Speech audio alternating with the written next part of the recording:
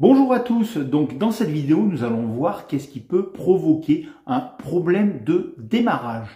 Donc je t'invite bien sûr à liker cette vidéo et n'hésite pas donc à me poser tes questions, donc si tu as un souci au niveau de ton véhicule.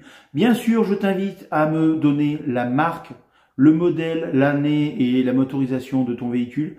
Parce que beaucoup trop souvent, on me pose des questions sans me donner la moindre information. On me dit, c'est comme dans la vidéo, je ne suis pas forcément devin parce que j'explique plusieurs choses. Donc voilà, merci de bien renseigner les commentaires. Et puis voilà, allez, on regarde ça tout de suite.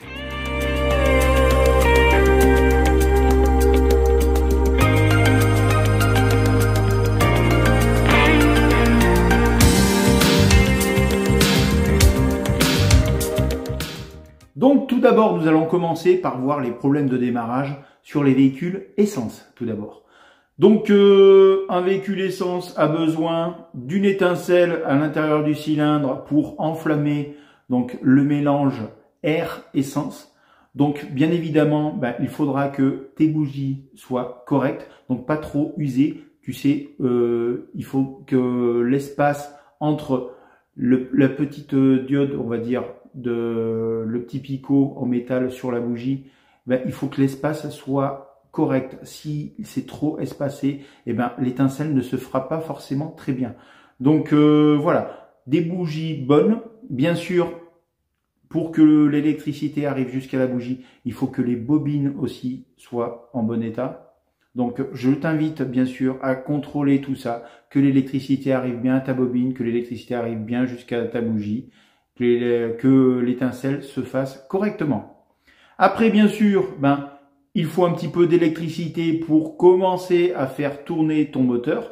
Donc bien sûr ça c'est le rôle de ta batterie et de ton démarreur. Donc si ta batterie est faible, il est totalement possible quand tu vas tourner le contact que tu entends juste un clac. Et ce clac bien spécifique, ça signifie en fait que quand tu vas tourner ta clé de contact, ta batterie ne sera pas assez chargée et du coup, elle n'arrive pas à lancer le démarreur. Alors, tu peux mettre le contact, avoir la radio et tout ça, mais c'est vrai que le démarreur demande beaucoup d'électricité et si ta batterie n'est pas suffisamment chargée, le démarreur ne se lancera pas. Donc, il ne commencera pas à faire bouger un petit peu le moteur pour qu'après, les étincelles se fassent dans chaque cylindre et enflamment le mélange et puis le moteur, en fait, démarre. Voilà. Donc, si tu me poses la question sur, voilà, je sais pas si c'est mon démarreur, est-ce qu'il lance bien le moteur? Le démarreur va juste s'occuper de faire tourner, en fait, ton moteur. C'est pas parce que ton démarreur va fonctionner que forcément tu vas obligatoirement démarrer. Il faut bien sûr que ton mélange air-essence soit correct. Donc, bien sûr, un filtre à air ne soit pas complètement bouché. C'est rare, mais ça peut arriver. Après, bien sûr, il faut que si tu as un véhicule injection, il faut que ta pompe à injection fonctionne, bien évidemment, pour bien amener le carburant jusqu'à tes injecteurs.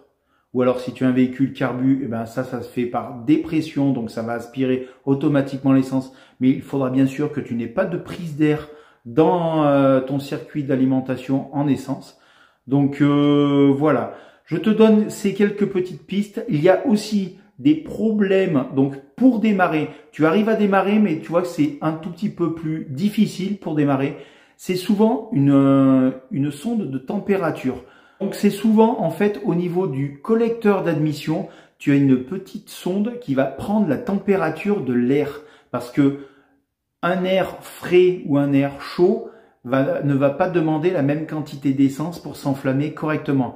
D'ailleurs, la meilleure chose est d'avoir de l'air frais. Mais voilà, si ta sonde de température ne fonctionne pas, peut-être qu'elle va envoyer au calculateur l'information que l'air est chaud, alors que l'air sera froid, et du coup, il va pas y avoir le bon mélange. Donc, du coup, tu risques d'avoir des petits soucis pour arriver à démarrer. Tu arriveras à démarrer, mais des fois, tu peux démarrer et puis caler juste derrière.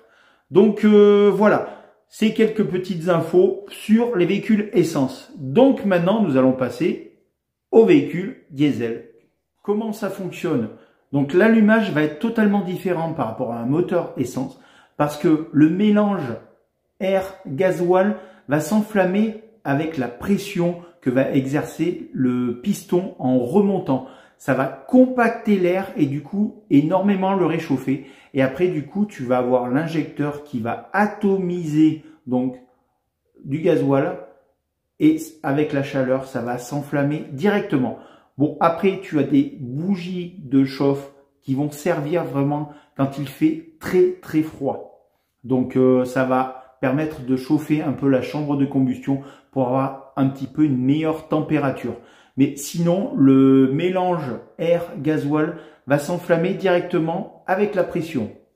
Donc bien sûr, il faudra que l'arrivée de carburant se fasse bien. Donc il faut que les injecteurs soient bons. Donc qu'ils ne soient pas bouchés, pas encrassés et tout ça.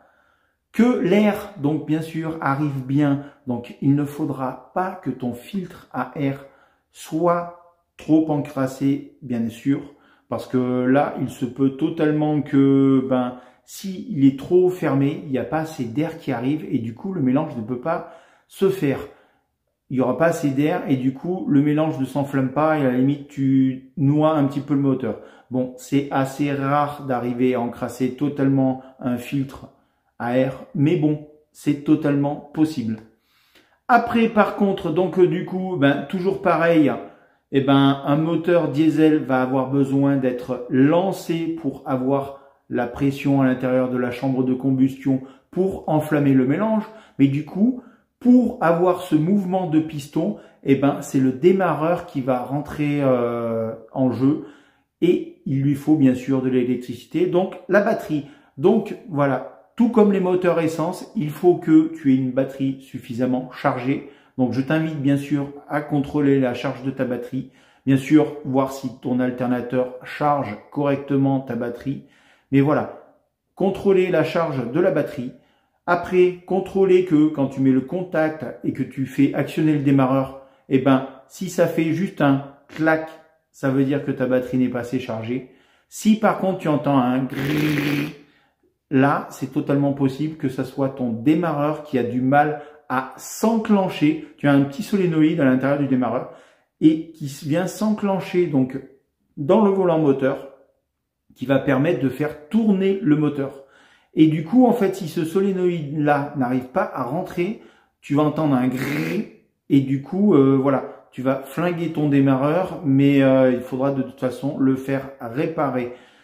Donc voilà, si après ton moteur tourne parfaitement, bien sûr, il faut que l'arrivée d'essence, de carburant se fasse correctement, donc de gasoil.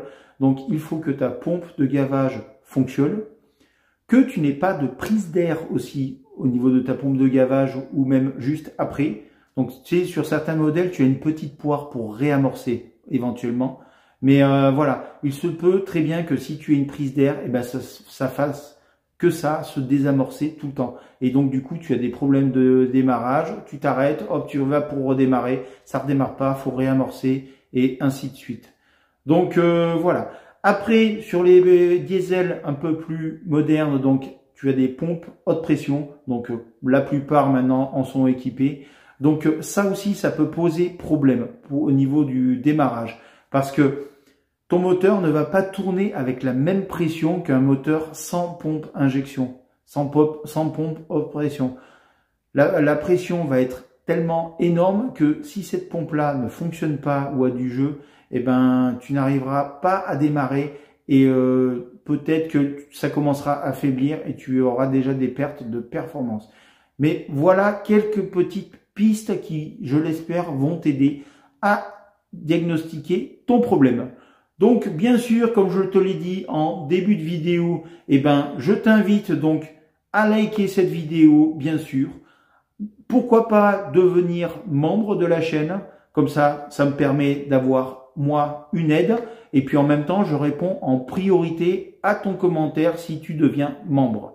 Donc, voilà. J'espère que cette vidéo t'a plu. Et puis, à tout de suite dans les commentaires. Voilà les amis, j'espère que cette vidéo vous aura plu. Si c'est le cas, n'hésitez pas à mettre un petit like et puis pourquoi pas, bien sûr, vous abonner. Je vous dis à très bientôt. Ciao!